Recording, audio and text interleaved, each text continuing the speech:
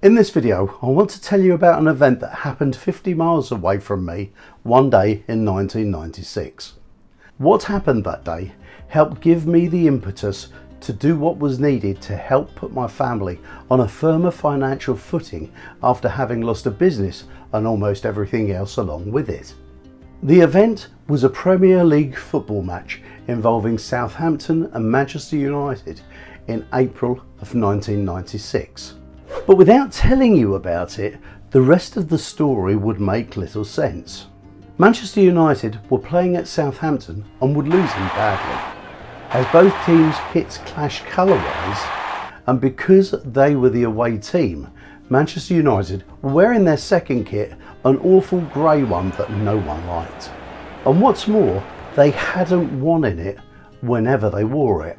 The players said they couldn't see each other when they looked up because the kit blended in with the background. At half time, with the team losing 3-0, manager Sir Alex Ferguson told the team to get changed, and they played the second half in their third strip, which was blue and white. After that game, Manchester United never wore the grey kit again. Now that I've told you the backstory, let's move on. And why is that information so important to our story? Here's why.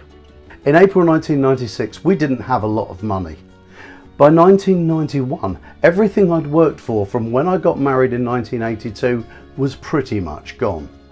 I won't go into the details, but at the beginning of 1991, because of a bad business decision I'd made along the way, I pretty much caused us to lose everything. I lost that business and all our plans had gone up in smoke. The only thing I could come up with to earn some money was to go market trading. And I had to use my own personal record collection as stock to get started, and that really hurt.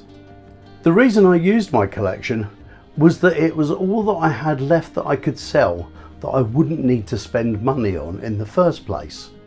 It helped us to see through 1991, but by the February of 1992 I didn't have enough stock to keep going and was forced to close it down.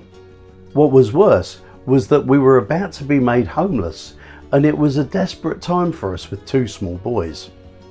Just when everything was looking bleak, we were housed by the council in the March, which was good. Whilst giving us a lifeline, the worst thing was that I was suffering mentally because I felt it was all my fault, and I felt guilty that I'd let things get so bad.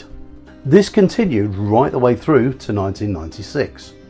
Although I'd found work as a staff trainer for a clothing company called New Look, the money I was earning wasn't going anywhere, and we'd gone through a period where my wife and I had survived basically eating beans on toast for months in order to feed the kids properly.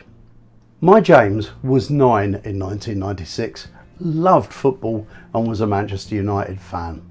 But unlike most kids of his age, he never had any football shirts because we just couldn't afford to get him one. But the events of that football match were the stepping stone to our lives changing. So what happened?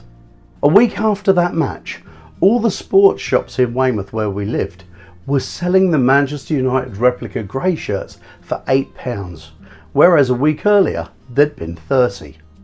My wife had seen one in the shop, and we discussed whether we could afford to buy him one or not. The truth is, we couldn't, but we did anyway. When we gave him that shirt, the smile on his dear little face lit right up.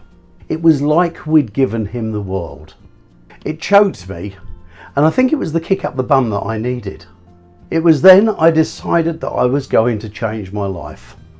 You see, until then, I'd been having the biggest pity party you'd ever seen, blaming everyone else for the things we'd gone through. In my mind, I'd looked to justify what had happened and was looking for scapegoats so as to not have to say it was my fault. But the day we gave him that shirt was the day I decided that if we were ever going to get out of this mess, it was up to me to do something about it. My next goal was to earn enough money to buy him the full Manchester United first team kit. I can't remember how much it was, but that became the goal. I can't remember what we went through to get that money together. that's gone in the mists of time. I'd like to be able to tell you that I put on my Superman pants and changed the world, but I didn't. I just took one step after another and then kept going, doing whatever was needed to move on. There's a saying, inch by inch it's a cinch, but by the yard it's hard. And so I just did one small step, one thing at a time. And then, some stage later, we presented him with the kit, and like most other kids, he could go out and pretend to be Ryan Giggs or whoever his hero was at the time. It was lovely to see him be just like every other kid playing football in a football kit.